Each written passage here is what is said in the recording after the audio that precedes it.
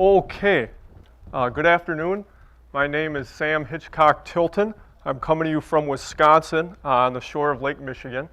And I've heard wonderful things about Practical Farmers of Iowa for years, but this is my first time out at your conference.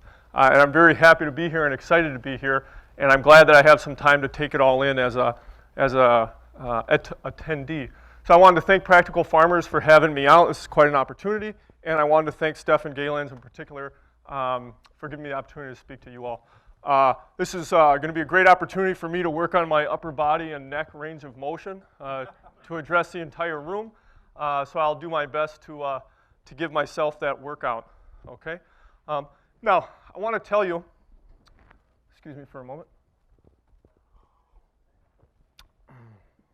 I want to tell you what my expertise is not. Okay. My expertise is not in having run these weeding machines on thousands of acres, okay? I think many of you in this room, that may be a skill that you have in having run these tools over many, many acres, okay? My experience is in working with a wide range of different weeding tools in a wide range of different crops in a wide range of different soils.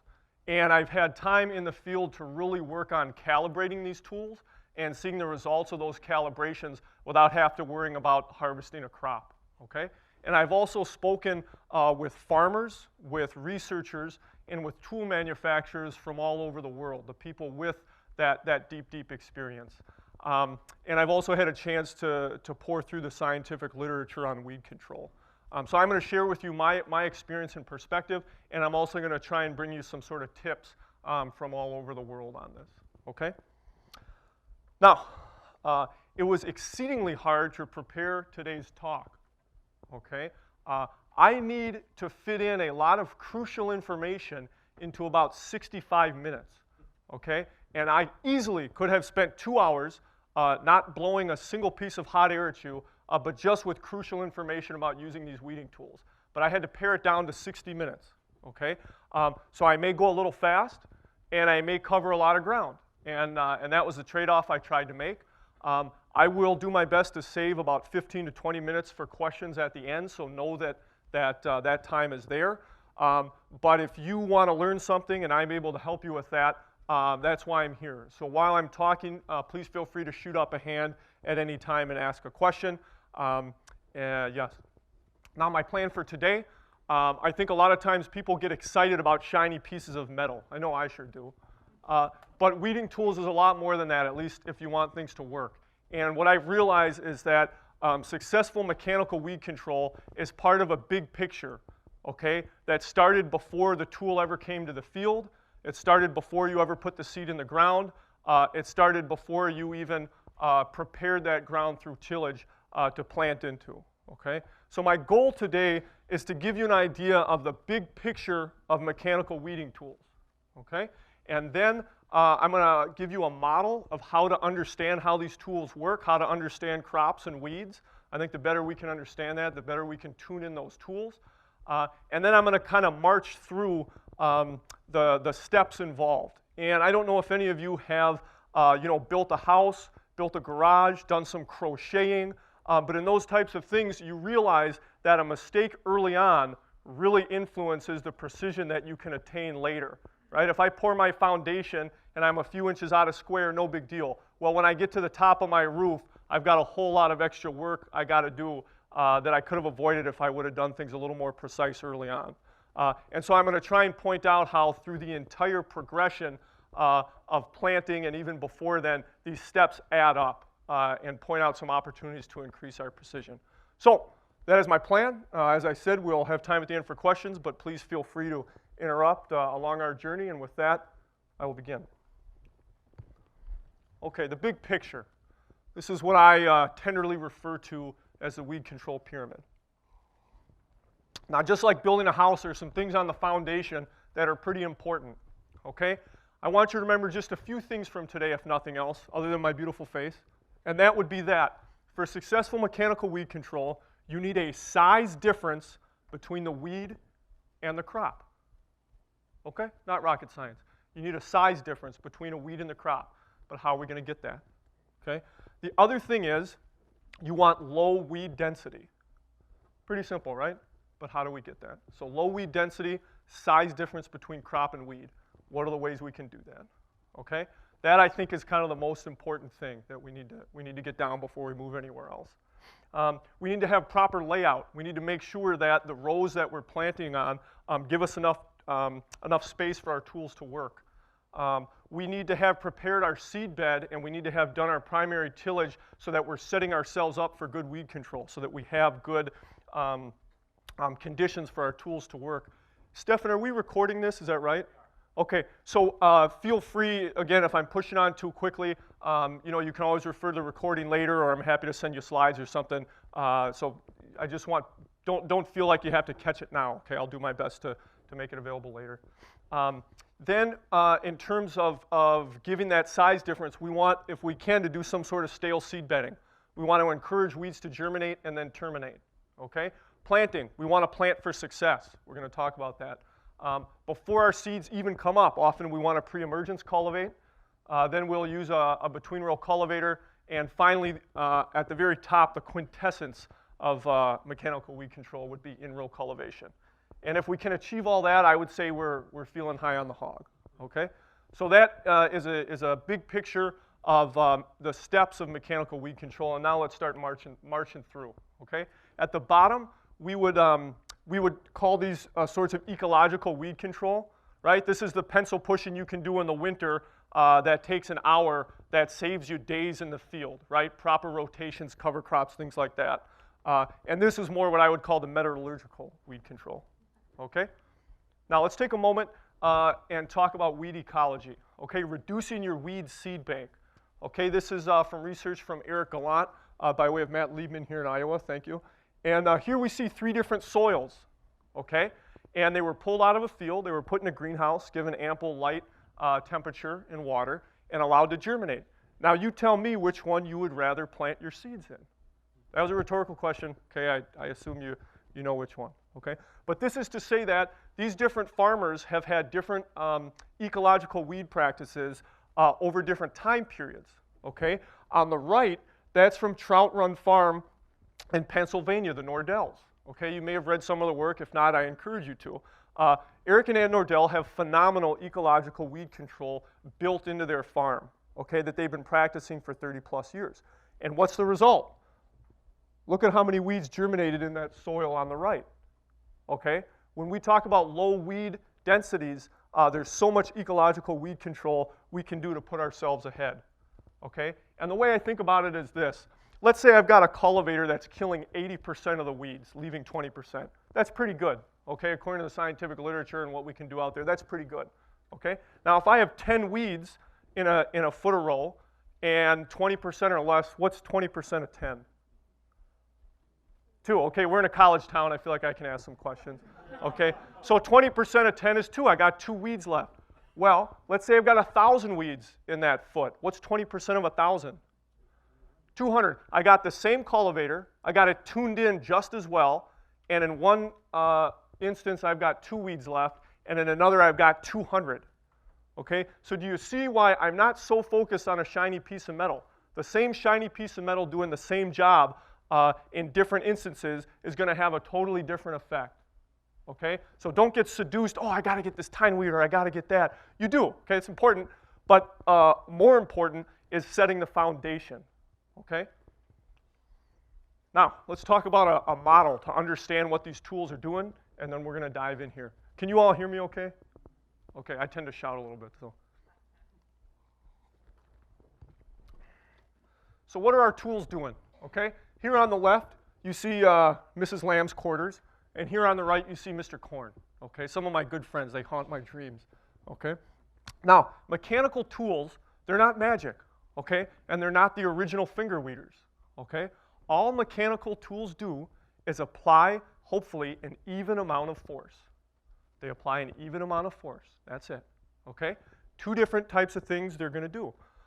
They're either going to uproot weeds, they're going to cover weeds with soil, or they might cut weeds themselves, right? That's all they're doing, an even amount of force, okay? But unfortunately, neither the crop nor the weeds are all the exact same size, are they? Now, as we go on with hybrid corn or other hybrids, we get more and more uniform, isn't that right? But we're still not all the same size. And you'll notice with weeds, our weeds aren't all the same size either, right? So we think of them kind of on a curve. Now, forgive me, people on this side, I'm going to walk over here, okay?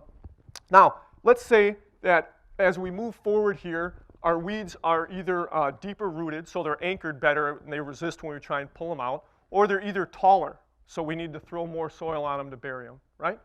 Now, some of our weeds are small, right here, and they have just a tiny bit of anchorage force, or they're real short. And some of our weeds are really big, right? But most of them are somewhere in the middle, just like if we lined us up by height, right? Some people are going to be real tall, some people are going to be real small, but most people will be there in the middle, yeah? Same thing with our crop, right? Some of our crop is going to be small, some of our crop is going to be very large, again, either roots or top growth, but most of it will be somewhere in the middle. But you see what I'm saying? Our crop or our weeds aren't all the exact same size, are they? There's this span, okay? Now, hopefully, we have our tool perfectly timed in, calibrated, and we even have perfect conditions. So it's applying an exact same amount of force at all times.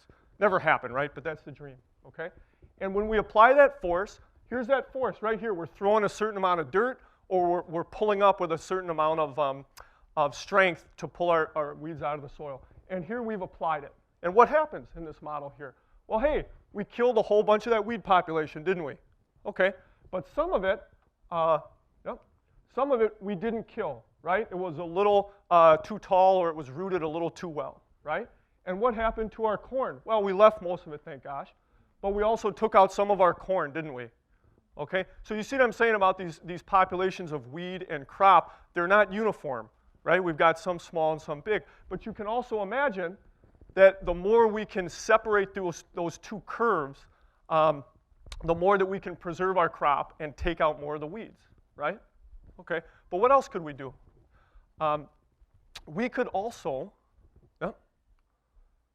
we can shift that curve over. So the more size difference we have, all of a sudden what's happening?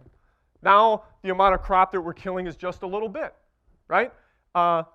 But our crop, there's a wide difference in the variability in that crop, right? Let's say you've got part of your field lies wet. That seed may be germinated quickly. Let's say part of your field is very cloudy, not a lot of oxygen for germination. That germinated more slowly. Let's say your cultivator didn't do, your tillage machine didn't do a good job preparing a seed bed, and now your seeds aren't planted as deeply. So you have variation throughout the field, even with modern hybrids, right? But what if we can shrink that? What if you can do everything you can so that the population of your crop is much more uniform and not as variable? What happens? Okay, so remember here we had this wide curve, right? A bunch of small corn, a bunch of big corn, a bunch of corn in the middle, yeah? Let's change that curve. All of a sudden we've changed some of our practices, and now we've tightened up that population. It's much more uniform, yeah? And let's look at what happens now when we apply a weeding tool. There's that same line of force, and here we've shrunk the differences in our crop. It's much more uniform. And now all of a sudden, hey, look at that wide open area. Now I can adjust my machine to apply an even amount of force, and in an ideal situation, right, with that proper size difference, I could kill all the weeds, and I could leave all the crop, okay? I wanted to show this just to share the importance of the size difference between the crop and the weed, and also the importance in narrowing that variability between crop and weed, yeah? The more uniform that we can be in both populations, the better, right? And then when I pull that tool through the field, I don't have 3 different crops of corn that I have to adjust for throughout that field. I've got one crop, it's the same size, same field conditions, I can maybe adjust it once.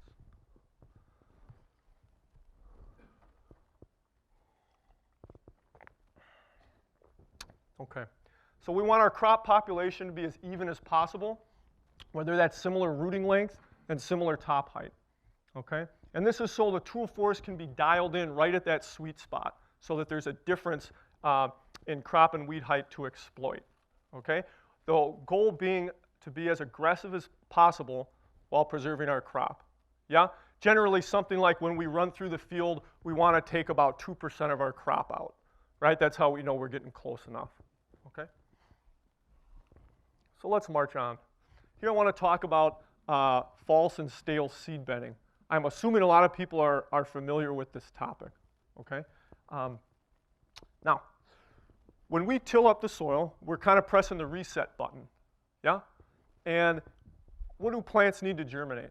They want the right temperature, they want the right moisture, and they also want oxygen, okay? So most of our weed seeds are going to germinate in the top 1.5 inches of the soil, okay?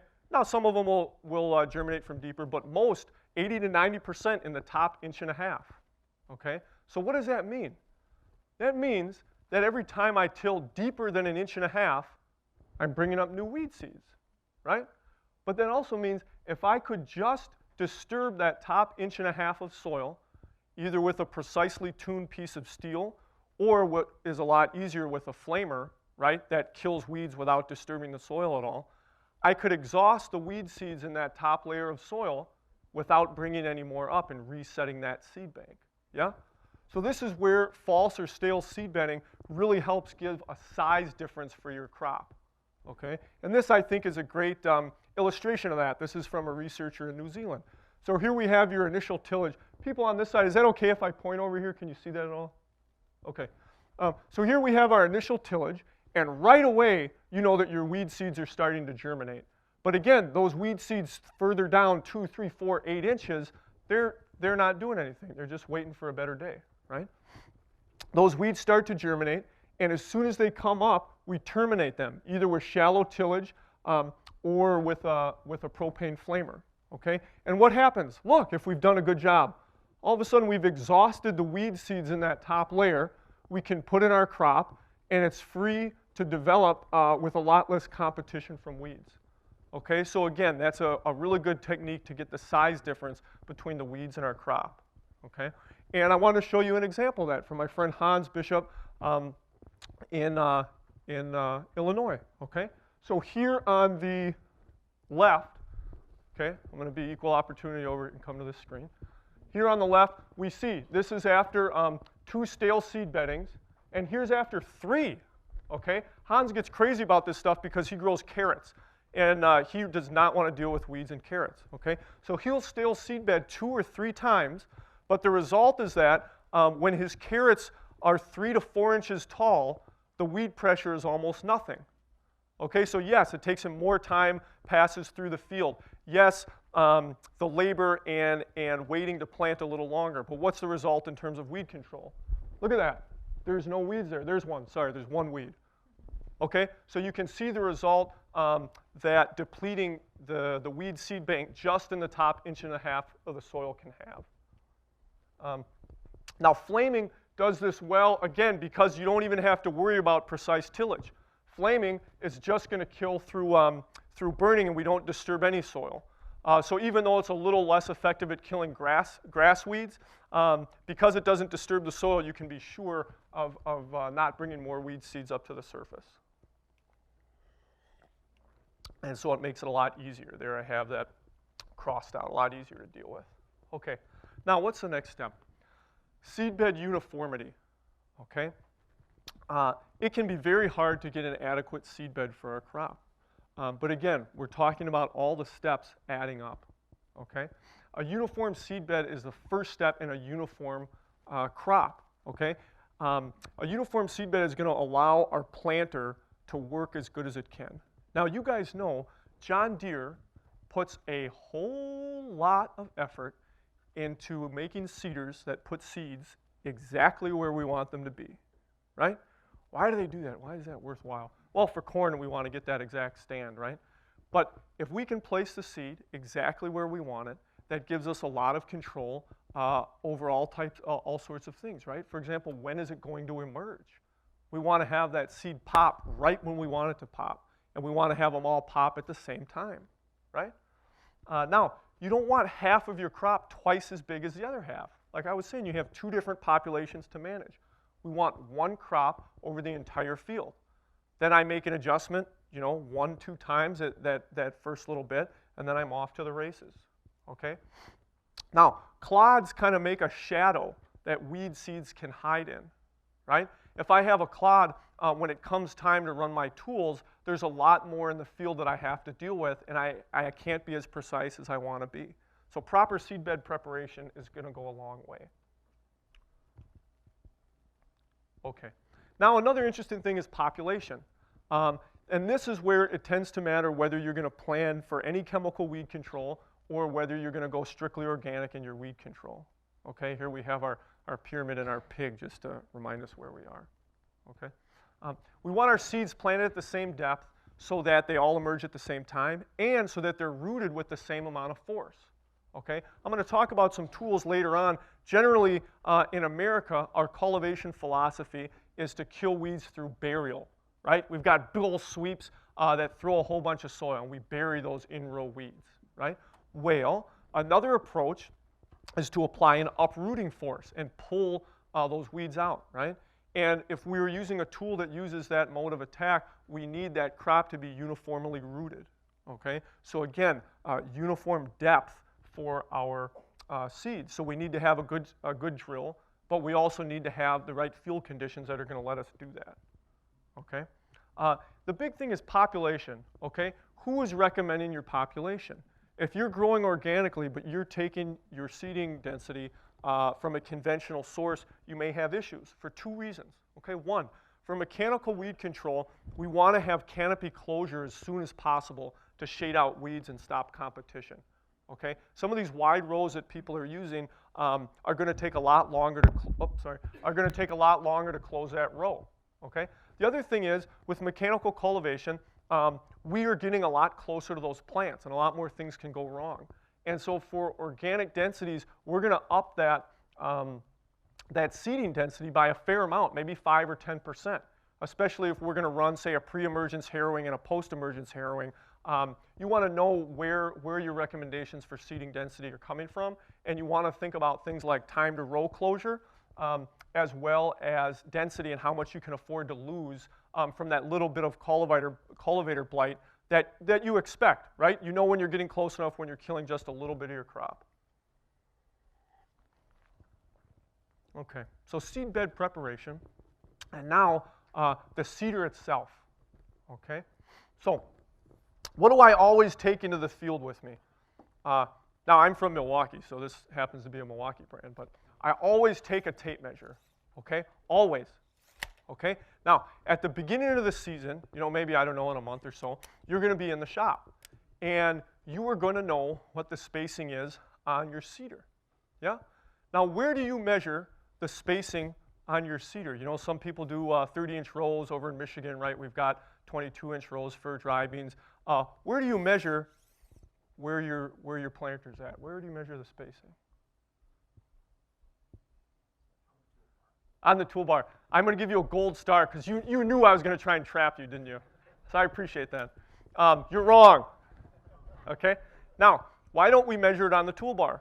Well, at least in Wisconsin, we have rocks. Okay? And I might measure something on the toolbar, but that's not where the seed's going into the ground, is it? There's a lot of metal in between the toolbar and the ground.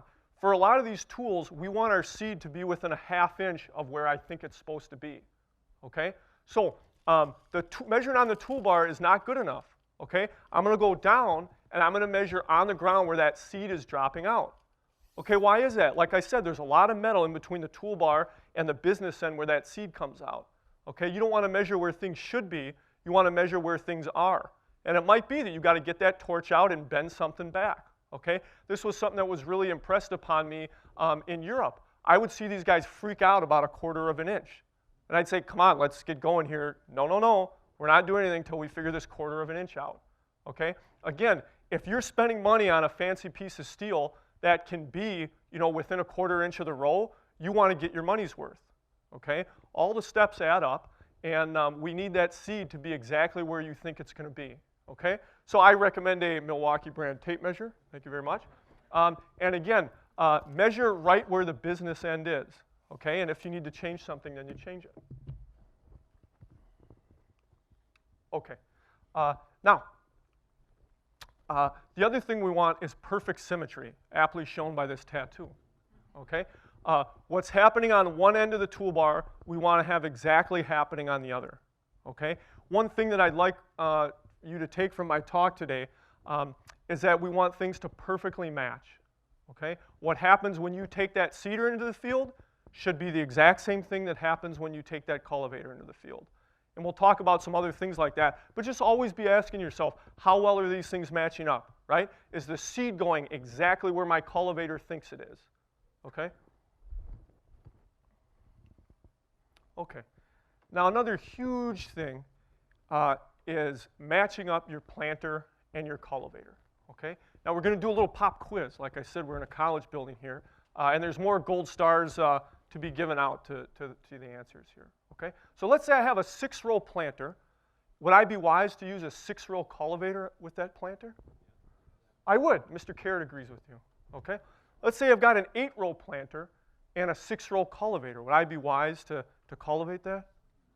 No, I would not. Mr. Carrot says get out of here, okay? And let's say I have a 12-row planter and a 6-row cultivator.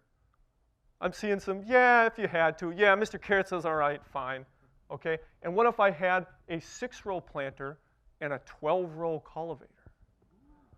No, get out of here, okay? So this is something I hope that seems like second nature to you, but I've got to say from designing machines for growers over the Midwest, it's something that's not always clear, okay? People want to say, well, I got a 6-row planter, you know, I can just do 2 passes and pull my 12-row cultivator by. Now, can you? Sure, but what are your tolerances going to be, right? You're going to have to open up a whole bunch. So again, in terms of the steps adding up, and in terms of getting the precision that's possible, and if you're buying a new machine, giving the precision that you're buying, you're not setting yourself up, okay? So make sure that your planter is matched to your cultivator, okay? And again, there's a little bit of wiggle room, right? Let's say I have a 12-row planter. Can I use a 6-row cultivator? Sure, you can make 2 passes. You know, you're going to want to make sure you're going the same direction each time. You don't want to get off a little bit. I've done some demos, right? I take my measuring tape out. What's wrong? What's going wrong here? I measure everything. Oh, man, it should be matching up. Sure enough, just a little bit. I'm not following the same pattern that the planter followed, and I'm off just a few rows, okay? So if you want to do that, make sure you know exactly where you start and keep that going.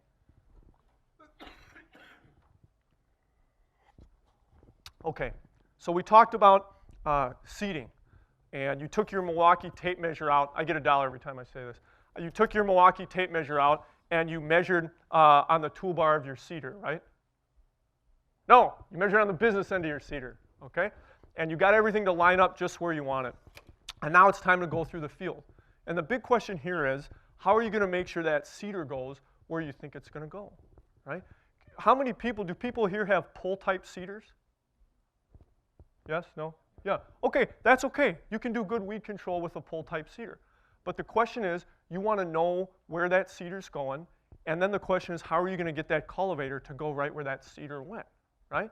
So if you're on the flat, you know, maybe 1 to 3 degrees of slope, you can get away with a pull-type seeder, okay? But if you start getting in to some of these hills, your seeder, as you know, is going to start sliding down the hill just a little bit, right? And maybe, oh, it's just going a few inches, no big deal. Well, again, the less precision you have in planting, the less precision you can have in cultivating, okay? So we want to think about what can we do to get that seeder right where we want it, okay? Now, when we are using RTK to plant, do a lot of people use some type of tractor guidance when they're planting? Yeah, some yes, some no. Okay.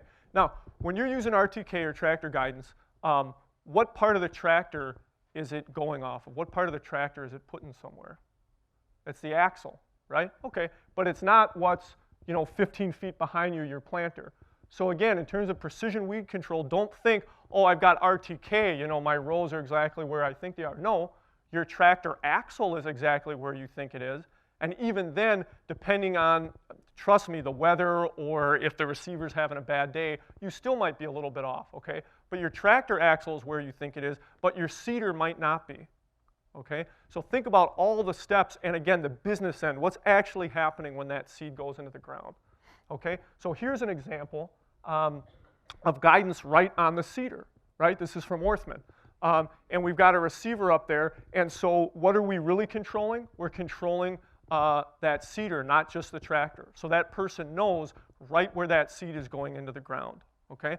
I think it's tempting for people to get into GPS control and say, oh, you know, this is technology, you know, the military uses this, I know exactly where something's gonna be. And I'm gonna tell you, it's just not true. You know, we still live in a dirty world where things happen, and GPS isn't perfect, okay? And from one day to another, or from your planting to, you know, 2 months later when you're doing your last cultivation or something, that GPS can be a little bit off, okay? That's why camera-guided cultivators, and we'll talk about that, are popular, because the camera is telling you what's actually there, not what should be there, but what's actually there, okay? So how do we know where our seeder is? Location of the tractor axle versus location of the implement itself, okay?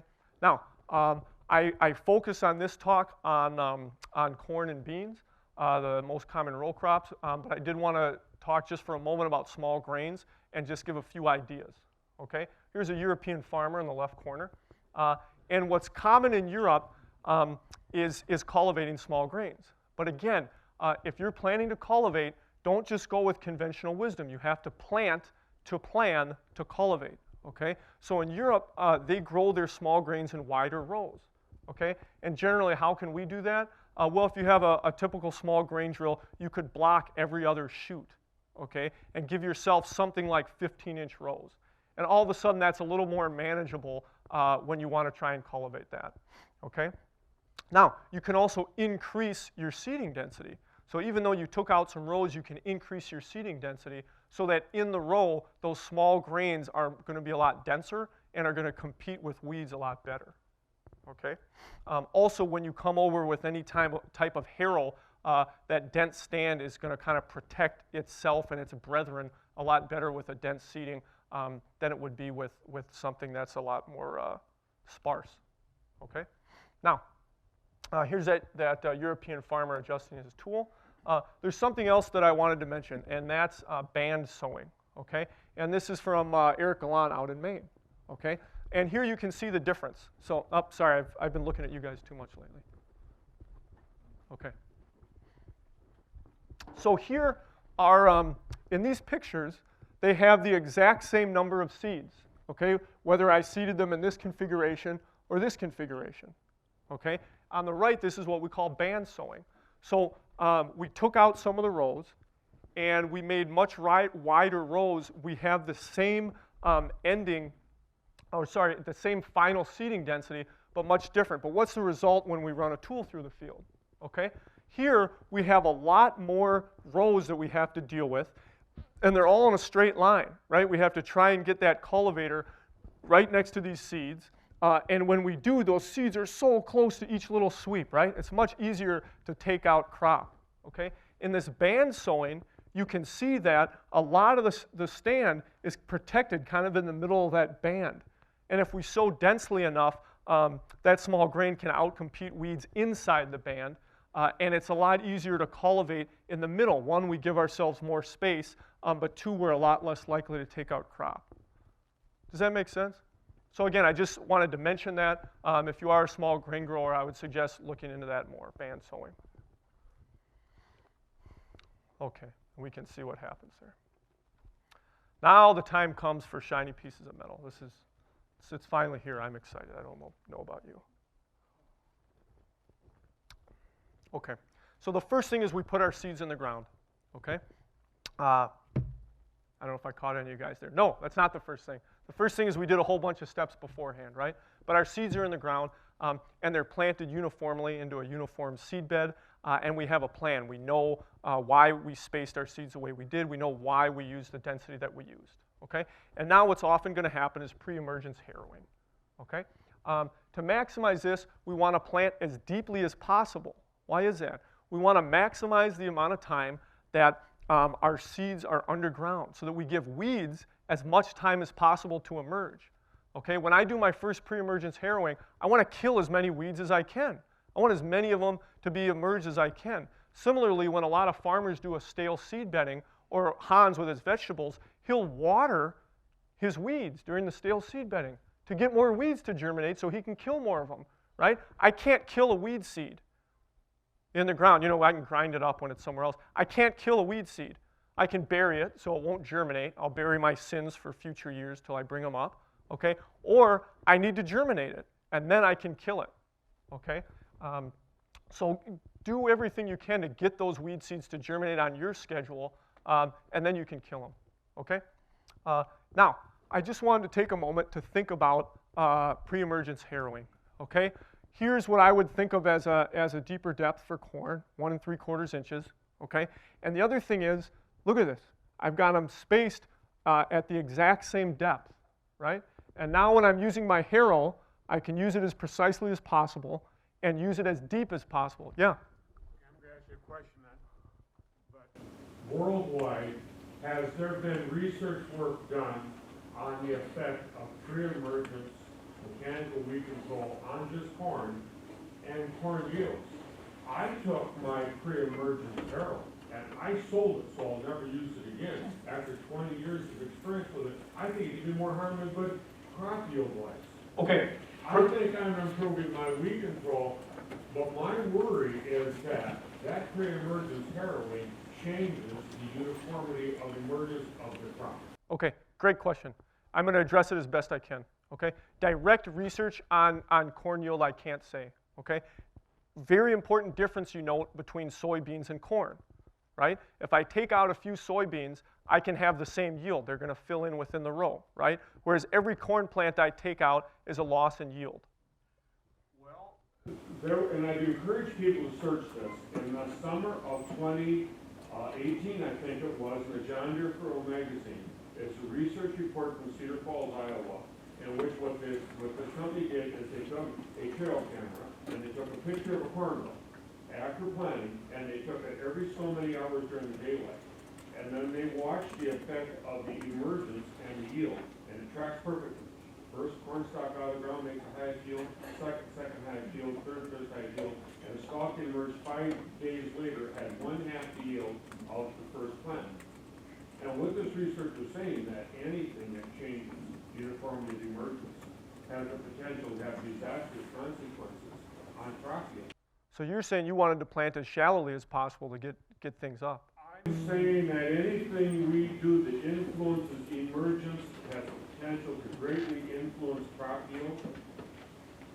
And I know it's a horribly complicated subject because it also gets involved with weed pressure and crop yield. Yeah. But you need to know where I'm coming from and saying. Yeah. Well, I'll thank you for your question, and I'll say, like you're saying, it's a tension between getting things up and out of the ground and giving us enough time to get our weeds up and out of the ground and kill them.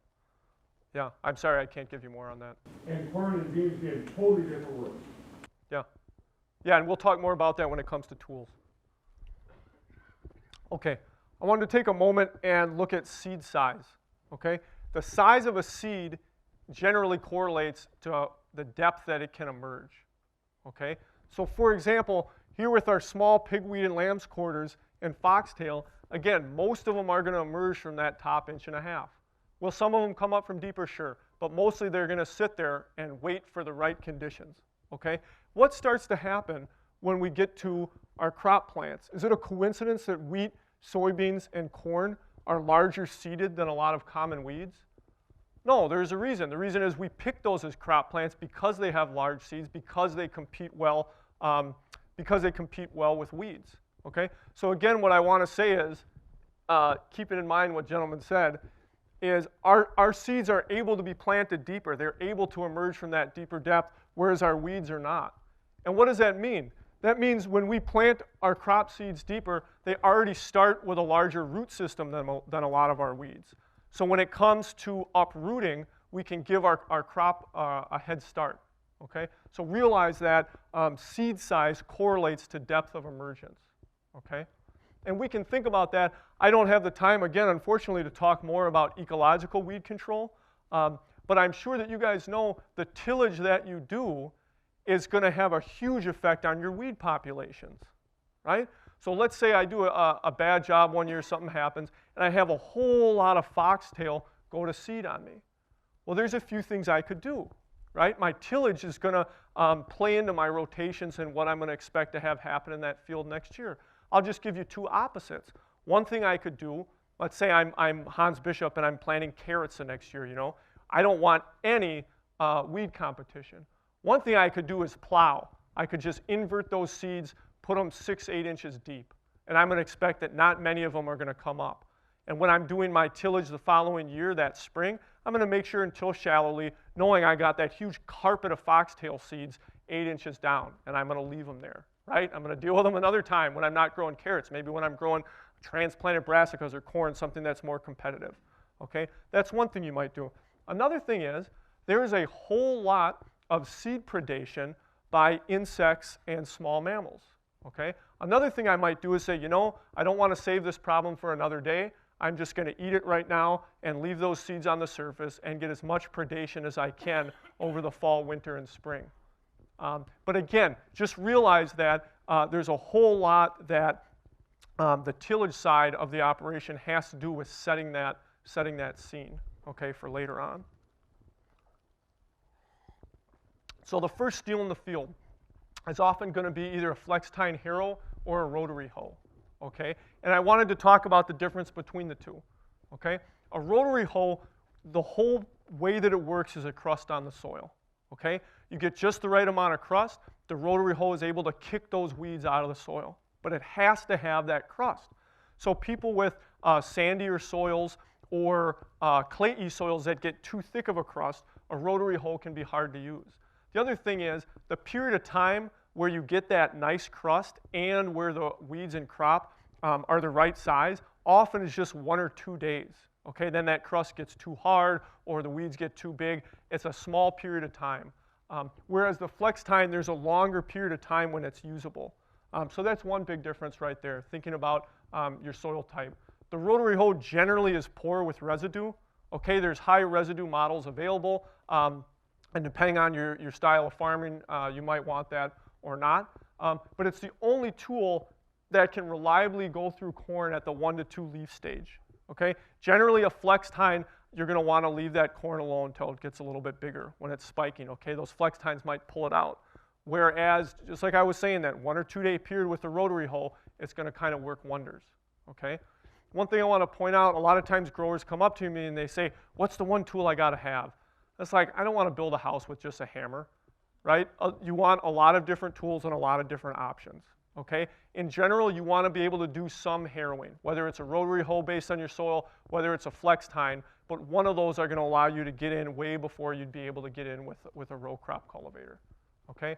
Another thing to note is that the rotary hoes are going to wear out faster, and also know that you want to be going at high speeds, okay? Something like 6 to 12 miles an hour. That's when it really is interacting with the crust and really kicking those weeds out of the soil, okay? The flex tine harrow can be more aggressive than the rotary hoe. It can be better in a light soil without a crust where the rotary hoe wouldn't really function. And it also holds its value over a longer period of time just because they don't wear out as fast. This I thought was a good table that just kind of shows the difference. You can see that in general, the weeds size that a rotary hoe can reliably take out are a little smaller than a flex tine harrow. The flex tine you can use into later crop stages, okay? So pre-emergence harrowing timing for corn. A big thing is scouting, right? We want to get out there and we want to know exactly what's going on, exactly when things are going to pop, okay? The best window for a pre-emergence pass is when the corn has sprouted, but it's still about 3/8 inches from the surface, okay? Then it's rooted enough if I happen to come in contact with it with a tool, hopefully I won't yank it out, but it still hasn't broken the surface. Again, hopefully my weeds are further ahead of that corn, and I'm going to kill that carpet of weeds, and then boom, a day or two later that corn pops up into a nice open seed bed, okay? The flex tine often works well here. Rule of thumb is something like 6 to 9 miles an hour for a pre-emergence flex tine pass, okay? But what starts to happen when I get into spike stage? All of a sudden, it can be real dangerous to get in there with that flex tine harrow, okay? I'm worried about pulling plants up. And that's the sweet spot for the rotary hoe. I still have weeds that are small that rotary hoe can handle. I still have weeds that are small that rotary hoe can handle, but it's not going to kill my corn, okay? But once corn starts to get big enough, the rotary hoe's out of the picture, whereas the flex tine can keep going in, okay? I was just talking to a grower over across from Wisconsin, and he'll flex tine corn until it's knee high. Not that he likes to, but he can, okay? Whereas the window that you can use a rotary hoe is a lot smaller. Okay, now talking soybeans.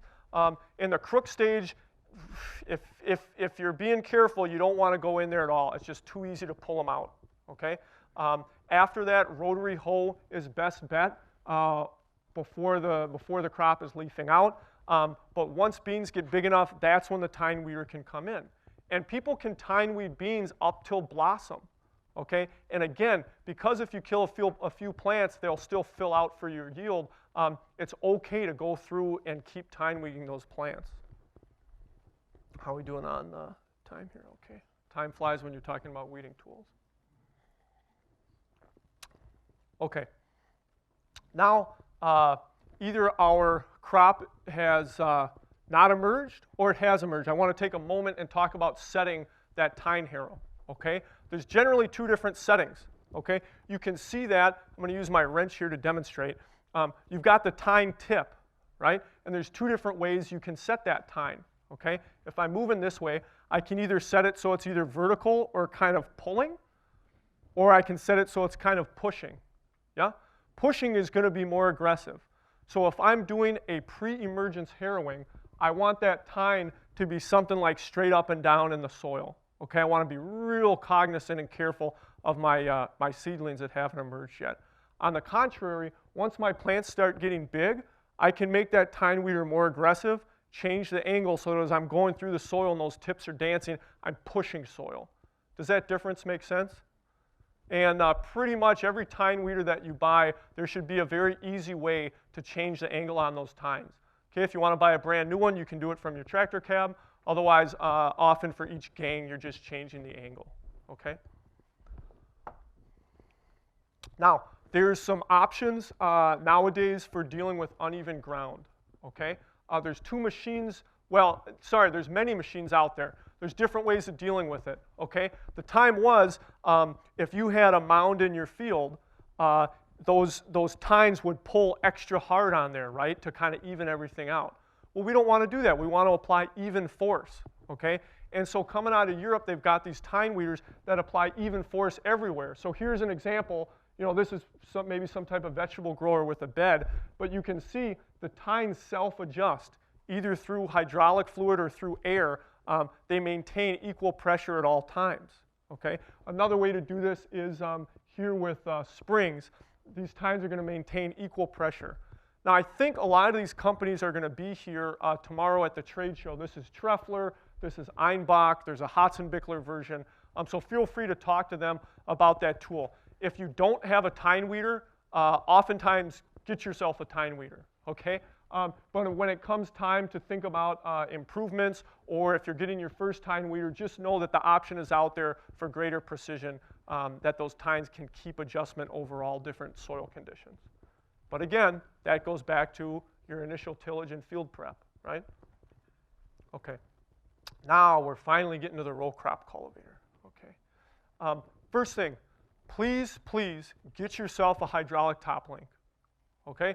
This is something I noticed in Europe. Everyone has one for a reason.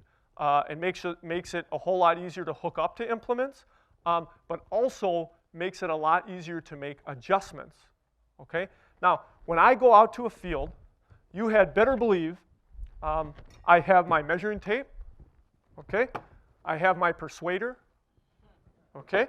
I have my wrench, and I have a permanent marker, okay? So I can note where things are, okay? And you had better believe it's a lot easier to just touch that lever from the tractor cab and change the distance of that hydraulic top link than it is to go around to every single sweep, yeah? Now, I'm going to go around to every single sweep. That's how I get a good adjustment, but I want to make things easy, okay? So what are the easy adjustments I can make? And I want to make those adjustments first, just like when I'm fixing a car. What could go wrong that's the easiest to fix? That's the first thing I'm going to try rather than pulling the engine out, okay? Easy things to adjust are the speed of my tractor and the angle of that tool into the soil, right? Get yourself a hydraulic top link, and you can very easily change the setting of that tool, okay? Yeah? Make sure you get a tractor that it will hold the silver. And I traded tractors that it wouldn't hold the silver in the time of the collapse. Thank you. So hydraulic top links are great, and combined with tractor speed are a fantastic way to make initial adjustments that can save you a bunch of time in the field, okay? Another thing would be a cylinder on your lower arms, okay? So for people that are dealing with more slope, a cylinder on your lower arms, again, is going to give you more control from the tractor cab to adjust where your implements are. And again, a lot of these things are things that you see all the time in Europe, and we don't have it often here for whatever reason. Okay, let's start talking about some tools. So here's an older row crop cultivator, okay? And we're going to talk about the spectrum of improvements, okay? Now, what was your name, sir, who earned the gold star? I'm Jay. Jay, thank you. Would you help me maybe and earn another gold star? Thank you. The question is, here we've got an older cultivator, and we've got crop shields. And the question is, what are crop shields for? Gold star. Wrong. Okay? Now, here's what I want to say. Okay, sure, of course they're for shielding crops. Here's what they're for. Crop shields are to allow you to tuck exactly the right amount of soil into the row to bury weeds. Okay, so you don't bury your crop. So the way you want to use a crop shield, so these older cultivators, you see, they're not reaching into the row anywhere. So how do we kill weeds into the row? We bury them. We throw soil in. Okay? So of course we need that size difference between our weed and our crop. And once we have that, we can adjust our crop shield so that we're throwing in enough soil to totally bury the height of the weed, but not throwing in enough to bury our crop. Okay? Now again, I know it's just a fun turn of phrase, but think of it, crop shields are not for shielding the crop. They're for putting the right amount of soil into the row. Okay? Now sometimes you'll notice these are tunnel shields, right? They're connected over the top, and I can't change the height of one side versus the other side. That's important to be able to do in a crop shield, okay? For example, let's say on one side of the row is an old tire track, and on the other side is more virgin ground. You might imagine one side's going to get a lot more soil thrown in than another, okay? Now, excuse me, of course, I would like it that there were no tire tracks, okay? Some farmers are darn near on tram lines, and they're religious about always going in the same tire tracks. Again, we want to have the most uniform conditions as possible, okay? So something like that really helps. But if one side of the row is a little different, you want the ability to adjust your crop shields accordingly, okay? Now, this is the wrong type of tape measure. Now, the other thing is, I'm sorry? Boy, only if you report me. So, these we have our guiding coulters, okay? I just want to say a few words about these. They can be great to act as rudders and keep your cultivator locked in the ground so that some of us that aren't using guidance when we're driving and I start thinking about my girlfriend and I veer off just a little bit, these coulters, yeah, you know what I'm talking about. Those coulters are going to lock that cultivator into the ground so that it's a little more on its own and not reacting to what the tractor's doing, okay? A few words on those. You want them sunk in, you know, say 3 inches into the ground, but you don't want them sunk up to the axle. You can adjust the pressure accordingly. And the other thing is, here's Gary McDonald. He's a great resource if you ever want to look up some YouTube videos. But you can see, look at the toe in here, just like your tire. He's got it towed in just a little bit, okay? So that my coulters, instead of being straight forward, they're towed in just a little bit. And that's going to suck that thing straight forward and make it a little less likely to veer off to either side, okay? Okay, another question. Yeah, I'm sorry. Yeah, I'd like to have you go back to the previous slide. Okay, here, in that cornfield, I think it's very valuable to get out in that field and do replicated 1,000th of an acre evaluations of the amount of stand per acre in that 1,000th of an acre and the uniformity size of that plant. If you have different sized plants there and you did pre-emergence harrowing, you may have created a situation you're going to lower your crop yields. You can gather a lot of data off of farm practicality right at that crop stage right there. Yeah, thank you for that. Get some numbers over here of actually what is our actual stand. how uniform is that? And follow it through. Right, and those differences will diminish as the season progresses, but that impact on crop yield, I'm willing to bet won't. Yeah, thank you. Okay, another question is sway bars. Again, think about the details. So for example, if I'm using guide coulters, do I want my sway bars completely tight to my tractor? No, I want to let that cultivator bounce just a little bit on its own, okay? And I'm going to think about that, of course, a whole heck of a lot if I'm dealing with a camera-guided cultivator. Do I want that thing sucked tight to my tractor? No, of course not. You're paying to have that thing move on its own, okay? Yeah, I'll leave it at that. Now, what was it? Someone will know better than me. Was it the 70s we started getting Danish S-tines? Yeah, from Kongsgilde in Denmark. Anyhow, here you go on the right is our Danish S-tines, okay? And the reason that we love those is they vibrate, yeah? And as they're vibrating, they're separating weeds from soil, and so they're more likely to die. Question? Back to the 3 point for a second. Okay. One more. Oh, I know the 3 point.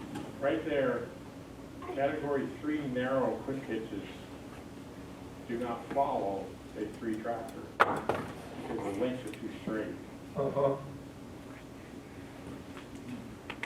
I don't... This cultivator will not self-center, neither will a moldboard plow. Because their links are straight, they're not crossing before they get to the front of the axle. Very important. I screw up the plowing that way. Anyway, go ahead.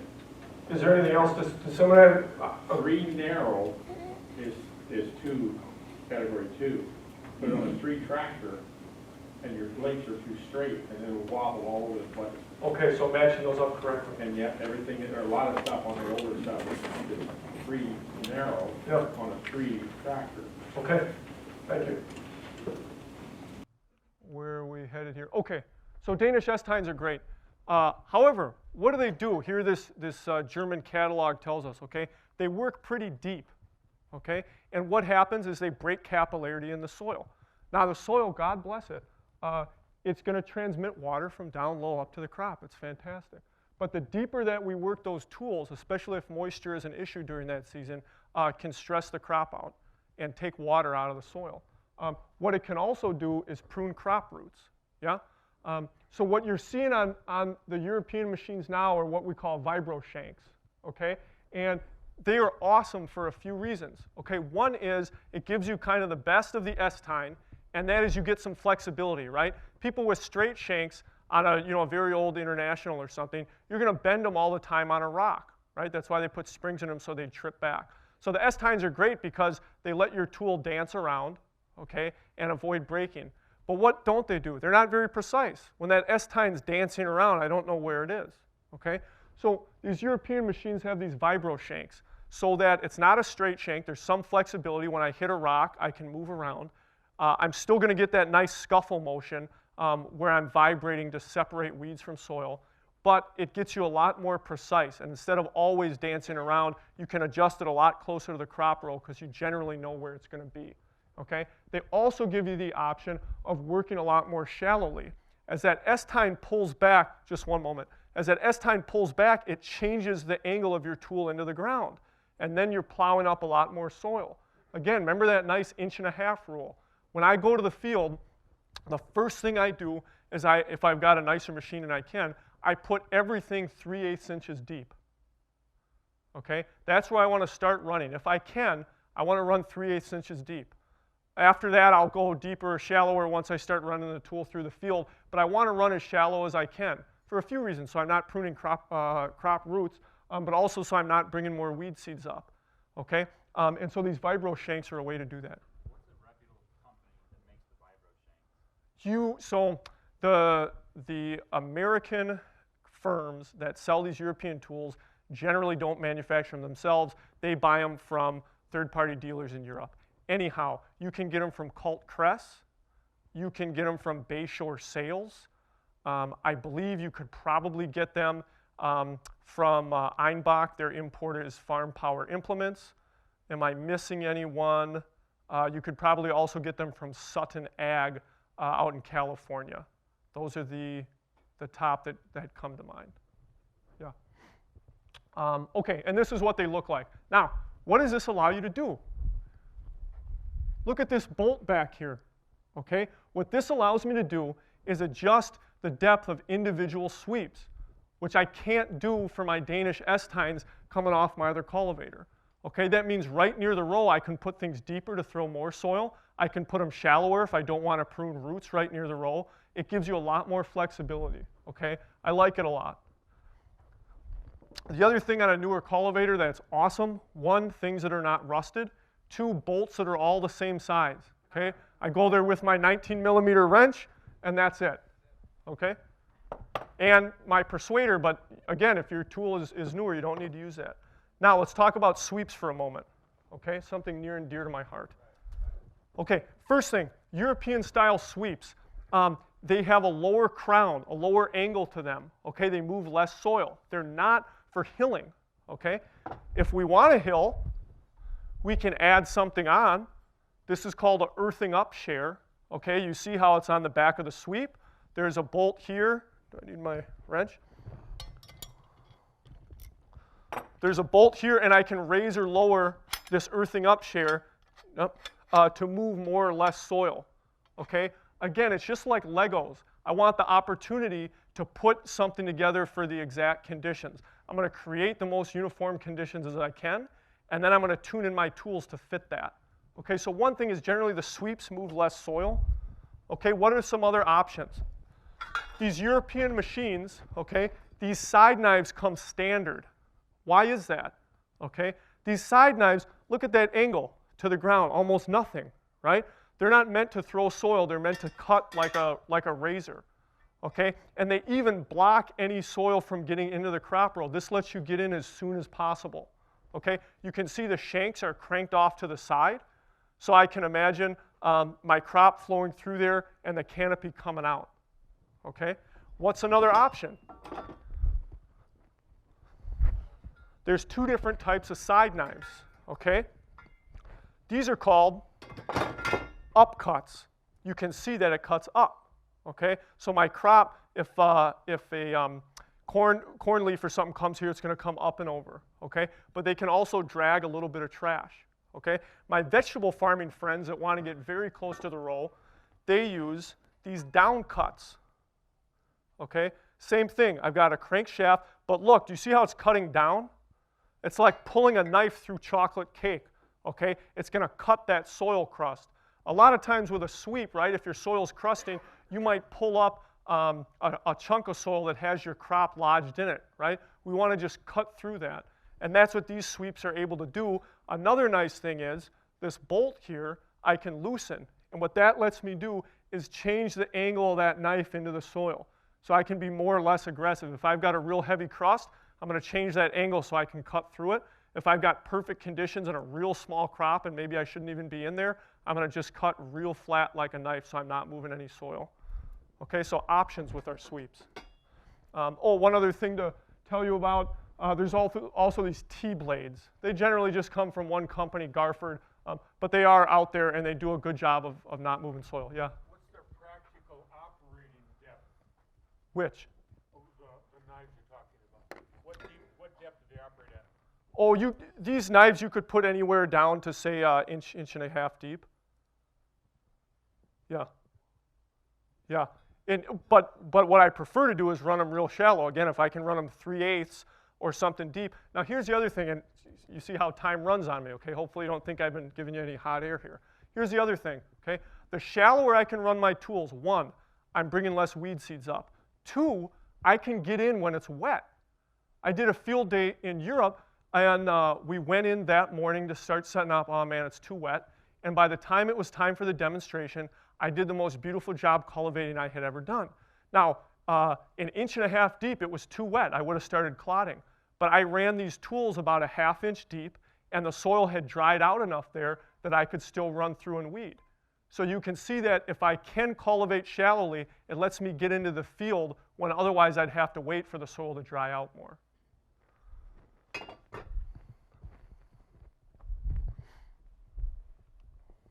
Okay, now here's our typical American farmer, and here's our typical European farmer. Okay. I'm just kidding. Don't take too much offense, okay? I just wanted to make a joke, okay? But I also wanted to illustrate a point, okay? and that is that we have different philosophies on cultivation, okay? In America, we kill weeds through throwing soil, okay? But in Europe, they kill weeds through cutting and uprooting, okay? Does this look like it's meant to throw a lot of soil? No. Does this? Look how thin the metal is. That thing's going to break if I run it too deep.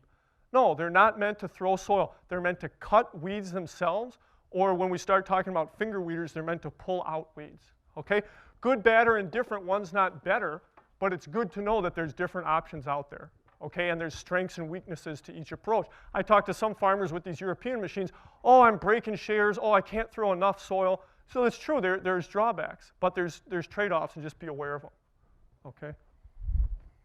I'm afraid Stefan just threw me up a sign or something there. Okay, so here we get to finger weeders, okay?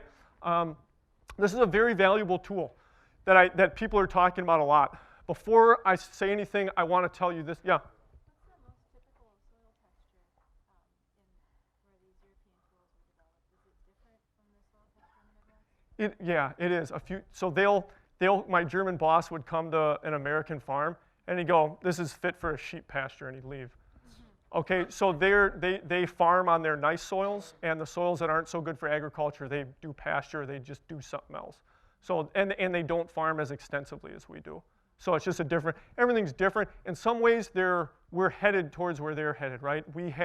They have more stringent environmental regulations for water, for tillage, things like that. We're headed in that direction.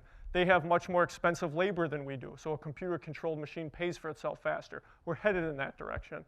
So some things are different, some things we're kind of moving there, and that's, for example, why we're getting a lot of their machinery, because they have more government support for farmers. They get money to buy machines, and the price of labor is a lot higher, so machines can pay for themselves faster. Hey, Sam? Yes? Finish up before taking any more questions. Thank you.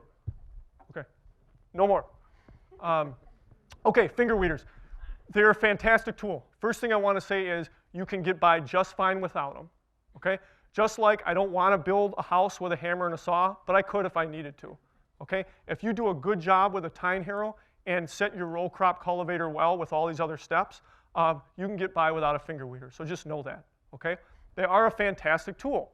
They're the only tool that's going to reach into the row, okay? Where do they work well? They work well on sandier or loamy soils, okay? Or light clay soils, okay? Now, study this picture. Look up ahead. Do you see those side knives? Okay? And do you see the finger weeders are working behind the side knives? And do you see that the side knives are cutting very close to the row, maybe 1.5 inches on either side? Okay? Finger weeders must be used with sweeps running ahead. Okay? The sweeps must work close to the row, leaving just a narrow band for the finger weeders to crumble. Okay? The way that the fingers work is either by flicking weeds out of the row or breaking capillarity in that top layer. Our crop is still rooted below there and can draw water up, whereas the weeds that are more shallowly rooted, hopefully being smaller, they can't re-sprout in that dry, crumbled in-row soil. Oh, God. What button should I push, Stephen? Oh, God. All's well. Okay. So, and you can really get into how you're setting your fingers, okay? You can tip them forward to move soil out of the row, or you can move them back to give you a little bit of hilling action, okay? Here's a video, and just really, we've got knives moving up ahead. You see that narrow, uncultivated band. Watch what the fingers do. They're crumbling and flicking that soil.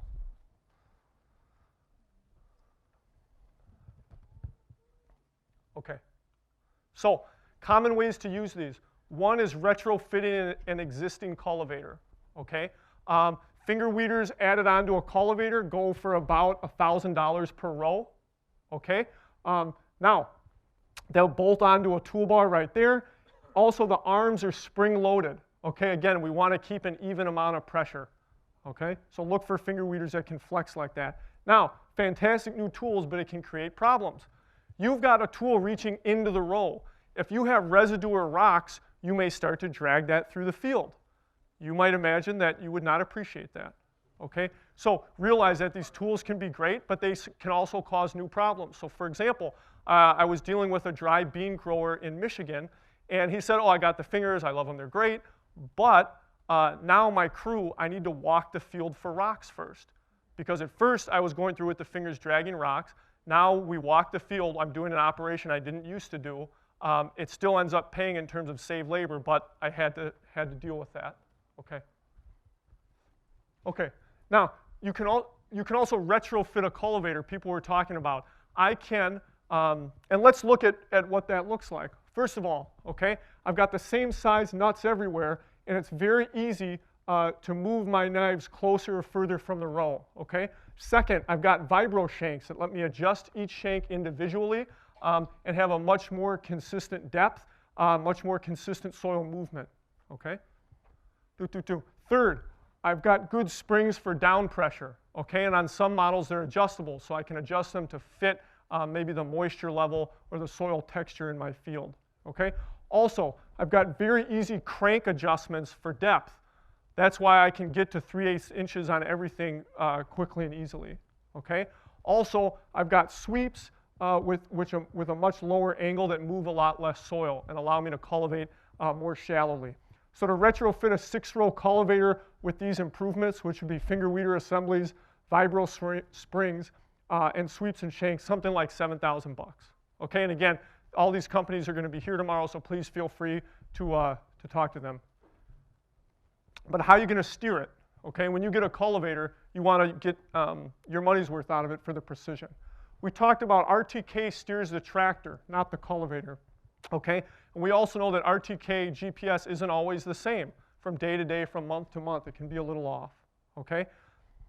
I talked to a farmer in the Netherlands, and he grew organic direct-seeded onions because he had his cultivator dialed in with the GPS on his tractor, and when the onions were up, he was also using camera guidance. So I couldn't believe the amount of precision that he was able to get, but it really allowed him to do something incredible. Here's our European farmer back. Okay. So camera guidance, the big things that you need to set when you get one of these machines, okay, is the camera height. Okay, how far from the ground, the look ahead distance, how far is it looking ahead from straight down, and what's your row spacing, okay? These were the machines I was working with, say, 2 years ago. The newest model now, you don't have to set anything with the camera. You put the camera in, it knows how far up it is, it knows what its look ahead distance is. The big thing you're setting is your row spacing, and that's it. They're getting easier and easier to work with. However, it's a big enough investment when you buy one. Whatever company you buy one of these camera-controlled hitches from, they should come out to your farm for at least a day and show you how to use it. Okay, and if they don't want you, insist that they do, because that's normal enough when you're putting in that much money for them to come train you on the tool and make sure it works for your conditions. Okay, so here you can see as a researcher measuring out on the camera how it's set. Okay. This is a camera-controlled hitch, okay? What this allows you to do, it's kind of like a quick hitch. You have it on the back of your tractor, and you can go hook up to different toolbars. So let's say it's time to harrow, and this gentleman here, what's your name? Tom. I've talked to Tom. Tom says, Sam, you had better not harrow over the row of my corn. It's really going to affect my yield. And I say, well, good thing I've got my camera-controlled hitch. And I hook that up to my tine weeder, and I pull up the 3 tines right over the row, okay? And I've got camera guidance. Now nothing's up yet, but I can have it on the GPS on my tractor, and I'm driving along, and I know that my tines are not going directly over the row, but right near it, okay? Then, a little bit of time goes by. I drop that tine weeder. I keep that quick hitch on my tractor. Now I hook up to my row crop cultivator, okay? I've still got that camera-controlled hitch.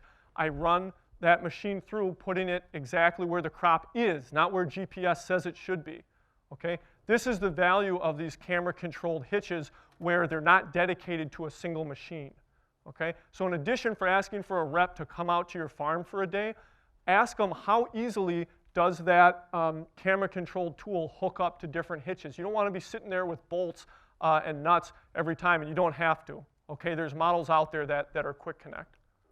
Okay, this is an Einbach model. distributed by Farm Power, and you can see what the display looks like. So here the camera is looking at 3 different rows. It's not looking at a single row, okay? And you have options. If you're running on hills, you can set that machine to always go, a few inches uphill than it thinks it should, okay? And you can also, let's say, probably not for you guys so much, but let's say I'm growing red cabbage. You can change the color of the crop that it's looking for, okay? But even so, it's not magic. And so I still need that size difference, about 4 inches or so, between the crop and the weeds so that these cameras can function.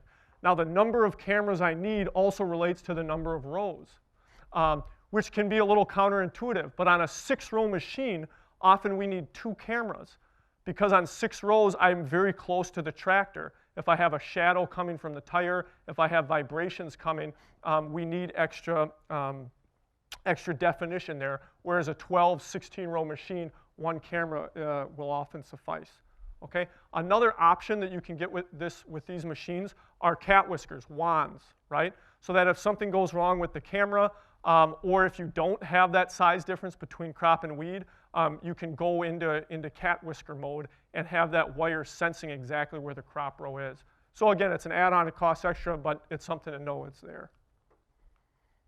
Okay, so rule of thumb, your first pass with a row crop cultivator when it's camera controlled, you'll be going somewhere about 2.5 miles per hour so that the camera has the time to read the crop and you're not throwing too much soil. Later on, you can bump it up to 5 to 7 miles an hour. And you might imagine you can cover a lot of ground that way, okay? Prices, something like a side shift hitch would be $30,000 to $40,000. Again, that's no tooling. That's just that quick hitch with a camera, okay? So get your money's worth and have the system set up to get the precision out of that, because you can get a heck of a lot of precision out of a camera-controlled hitch, okay? Also, think about getting some type of manual override. If something does go wrong with the camera, you do want to be able to sit there and make adjustments, okay? So here's a camera-controlled machine running through the field, I thought. No, sorry.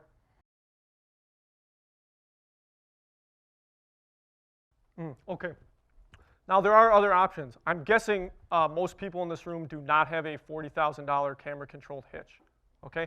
So other things that people are doing that work well. People grow gorgeous crops with a rear-mounted 12-row cultivator with very tight sway bars and an adjustable guide up front, okay? It's pretty much a stick, okay? I'll sell you one for $5.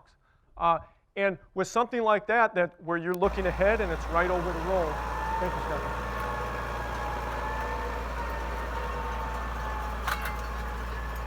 So those are dry beans. Just go to the next slide. We can skip that one. So that is to say you don't need camera guidance to get that kind of detail. There's other ways to do it, okay? There's mirror systems. There's mid-mounted cultivators. There's front-mounted cultivators where you can really see what's going on. I just talked to my friend Dave Bishop in Illinois, and he was saying his first cultivation, he uses a front-mounted cultivator because he can see exactly what's going on. And his second cultivation, he'll use a rear mount one where he can throw more soil and precision isn't as important, okay? Yeah, so we'll leave it there. Now, other options, and I'm excited to learn more about some of these tools today and tomorrow from people who have a lot more experience than me, okay? One is the weed zapper, okay, which uses electricity to go over. Now, what you're doing with a weed zapper is you're taking care of your sins, right? Here, this looks like water hemp that's a lot bigger than my beans, okay? Now, it's good. We all make mistakes. Things happen. It rains for a week straight, okay? So these are tools that work. So normally we want a size difference between crop and weed with the weed smaller, right? This thing only works if the weed's bigger, okay? And it works with electrical current vaporizing the weeds. Now, you need a certain amount of moisture in the soil to conduct electricity, and you're also going to use a whole bunch of fuel to generate that electricity. Also, everyone is going to use a row crop cultivator. There's not always time when you're going to need a weed zapper. And again, you kind of don't want to have to use it, but it's a good tool to have. So this is a great tool for farmers to share in a single area, okay? Another thing to talk about is this particular one's called a comb cut. And here you can see some type of small grain with mustard flowering, okay? And the way that these tools work is the difference in the stiffness of a small grain versus a weed. So they're gonna come through. The small grain is a little less stiff, it's gonna bend. The weed is a little more stiff and it's gonna get cut. So there's also options when bad things happen to good people and the weeds are bigger than your crop, okay? So let's return to this weeding pyramid here and walk through as it applies to maybe planting a crop, okay? So first thing, I might do a false or a stale seed bed, okay, far before planting. Then once my corn is coming up, I may do a pre-emergence pass with a flex tine or a rotary hoe. Keeping in mind impacts we may have on yield, and maybe again I want to raise a few tines right over the row. After emergence, I want to do some type of post-emergence harrowing with a flex tine or a rotary hoe. Okay, after that, I would do my first pass with a row crop cultivator. If I have some type of side knife, I can get a lot closer to the row than I would otherwise, not having to worry about burying things. After that, I could make a pass possibly with finger weeders, and after that, possibly I'd make a pass throwing soil into the row for the final run. You can see how we're using different tools set in different ways throughout the life of the crop, okay? Now, I'm gonna end here. I'd like to end with a picture of this smiling woman because it just reminds me of what we're doing, which is we're growing food, which is a really sacred, happy thing. So even though we're kind of getting into the weeds about it, it's nice to remember what's going on. Okay, now here's my email. I don't know if you can tell, but I love talking weeding tools, so you can feel free to get a hold of me. Also, I wear many different hats, and one hat is the Midwest Mechanical Weed Control Field Day. Okay, this year it's coming to Iowa. I'm thrilled. It'll be right outside of Cedar Rapids at Pheasant Run Farm. Eric Francenberg and his family and Practical Farmers are hosting us. Events like this are fantastic to learn about these tools, but you can't see them in the field, okay? This field day has the largest collection of weeding tools in the country in one spot, doing field demos on crops that were planted just for the field day. Okay, I very much encourage you to come. The last 3 field days we've had farmers come from a very wide radius all around the Midwest. Okay, Wednesday, September 16th, there's flyers around. I see people with them. If you have any questions, please ask. I think we have about 4 minutes for questions or so, and I apologize. But as you can see, I did my best to share as much crucial information as I could. Thank you.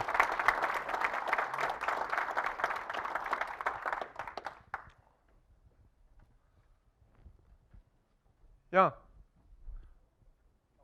Yep. What about the old listed rotary cultivators? Anybody use those? Are they effective? I'll say maybe a word or two, and then if you wanted to say something, is that all right? So we had the Minnesota Lilliston dealer. Thank you, I'm sorry. Lilliston rolling cultivators, do they have a place? We had the Minnesota dealer as well as the manufacturer up from Texas at the last field day in Wisconsin, and they demonstrated it. It's a fantastic tool for moving a lot of soil or busting through a hard crust, okay? It cannot work shallowly, and it cannot work very close to the crop. So for later cultivations where I really want to bury weeds and my crop is big enough that I can do that, fantastic tool. Is it a precision tool? No, I wouldn't say so. Did you want to say a word on it? Pretty much agree, yeah. Okay. I think you can get closer on the first though than you think. You can turn them so they're throwing soil away. Right. And it kind of digs in pretty close to the row. Okay. But it's not precision. Other question? Yeah. On your blind cultivation, you said you can let that spike come up to within, I think you said a half an inch. So if you break that spike, does that kill that corn plant? Yeah, it's going to kill that corn plant. I'm sorry. Thank you. For a pre-emergence harrowing, when that corn spike is close to the surface, if you make contact and break that corn spike, is it either going to have a yield loss or you're going to kill that plant? And the answer is yes, you're going to kill that plant. How deep do you think your tines are going? I aim for my tines going just less than a half an inch. So again, if I have a hard crust, I'm not going to be able to get them in to that depth. I'm going to have to wait till my crop is up and rooted enough where I can really break through that crust. Sorry, I'm rushing people. I know we don't have a lot of time. How do those European sweeps handle resin how do European sweeps handle residue? Okay, the big thing, if you have a lot of residue, a nice thing to do is get a single sweep. Okay, there's a reason Buffalo and Orthman, et cetera, make high residue cultivators, and they have a single sweep. Okay, there's one piece of steel running down the middle of the field. There's less shanks for residue to get hung up on. So if you're intentionally leaving a lot of residue on the surface, I would definitely look into a machine like that, although these European companies are starting to sell single sweeps. The thing to do, I think, with that, A, get a knife next to the row that's meant to cut residue, not to drag it, okay? And the other thing is watch how you stagger your sweeps, okay? The pattern that you have your sweeps is going to move your residue. So if I have my middle sweep up here in the front and staggered back, I'm moving residue off into the row, okay? And once my crop is bigger, cool, sounds good. But if I have a much smaller crop, I can't be putting residue into the row. On the other hand, if I have my pattern like this with the middle sweep in back, now I'm funneling residue into that back sweep, and it's much more likely to get clogged up. So sweep arrangement.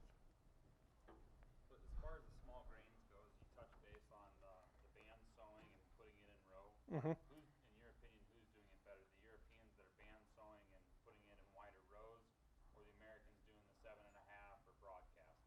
Okay, the question was European versus American approach on small grains, broadcast seeding versus narrow rows versus band sowing. I'm going to just say I don't have enough experience to say. I'm going to be at a conference in Manitoba in a month or so where they do a heck of a lot of small grains. So if you want to, give me your email address, and if I find something, I'll let you know. Yeah? What's your experience with time weeding small grains? That's fantastic and a universal practice in Europe. They will wait until, I couldn't give you an exact size, they'll wait until the earliest possible moment and come through with the flex tine. And that, in a lot of cases, that's the only tool that they're using. And because it... Was this the size of the weed you were showing us, or the size of the small grain? Size of the small grain, I'm sorry. And the other thing is that in particular, there's a ridiculous amount of research on, because often that flex tine is the only tool they're using to control weeds in small grains. There's people who have spent their whole life only looking at flex tine in small grains. Yeah. Yeah.